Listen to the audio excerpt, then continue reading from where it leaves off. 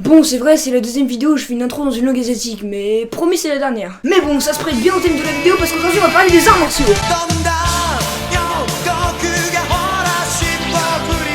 Vous remarquerez que dans cette vidéo, le cadre est un petit peu plus grand que dans les autres vidéos, parce qu'il y a moyen que je tape quelques figures. Bon là c'était pas ouf, mais j'aimerais éviter de casser quelque chose, hein, et la souplesse c'est pas trop ça. À la base, un art martial avant d'être un sport de combat, c'est aussi un exercice spirituel de maîtrise de soi.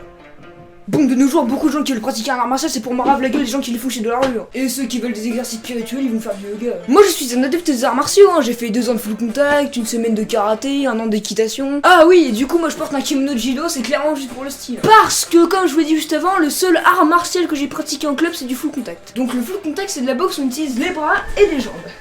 Bon, en gros, c'est du karaté américain, quoi. Donc, comme c'est américain, le full contact, c'est pas vraiment un art martial, hein, c'est plutôt un sport de combat. Donc, je suis pas très expérimenté dans la pratique des arts martiaux, mais ça reste un sujet qui me passionne. D'ailleurs, la ceinture que je porte actuellement, c'est ma ceinture jaune de full contact. Puis, entre nous, la seule différence entre les sports de combat américains et les arts martiaux, c'est que les pratiquants de sports de combat américains bouffent des burgers, et les pratiquants d'arts martiaux bouffent du riz. Suite à cette blague clairement raciste et foutrement dégueulasse, une armée de boxeurs et de karatékas envahirent l'habitat de Yuzo, qui est d'ailleurs une maison de notre coco. Mais suite à son génie de l'art martial, il défonça tous ses assaillants et fut directement gradé au titre de l'homme à la fois le plus BG et le plus fort du monde.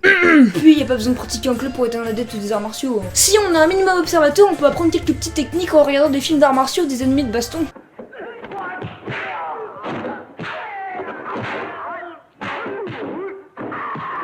Et du coup, moi si je pratique pas d'art martial au club, c'est parce que je suis un peu trop autonome, hein. J'aime pas trop qu'on me dise quoi faire. Pause. Bon, cette phrase est clairement mal formulée, hein, parce que si je pratique pas d'art martial, c'est parce qu'honnêtement, j'ai un peu la flemme de bouger de chez moi, et je préfère attendre mon âge adulte ainsi que mon indépendance pour pratiquer cet art que j'affectionne. Voilà, je souhaitais revenir là-dessus pour éviter de passer pour un con avec cette phrase claquée. Bon, je vous laisse avec moi.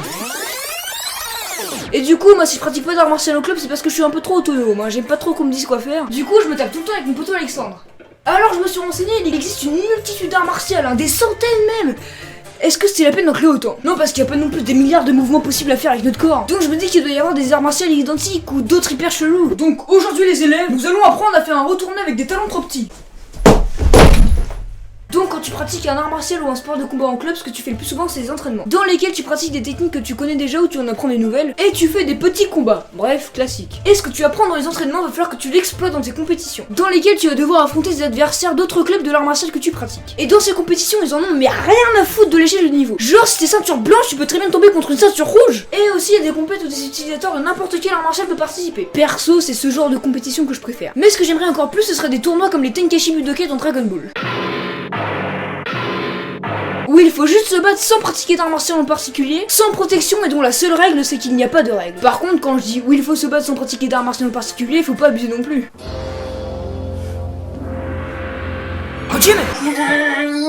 Pareil quand je dis que la seule règle est qu'il n'y a pas de règle.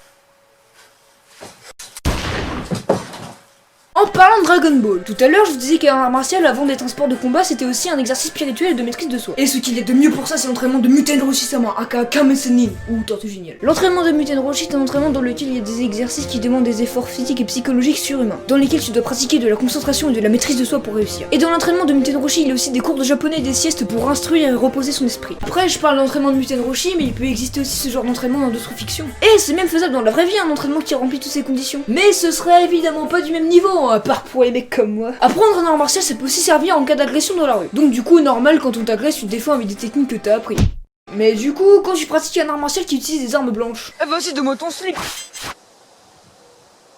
Bref, pour conclure, les arts martiaux c'est quelque chose qui est d'excellent pour avoir de la confiance en soi et pour séduire de la demoiselle. J'espère que cette vidéo vous a plu, en attendant, tsugi.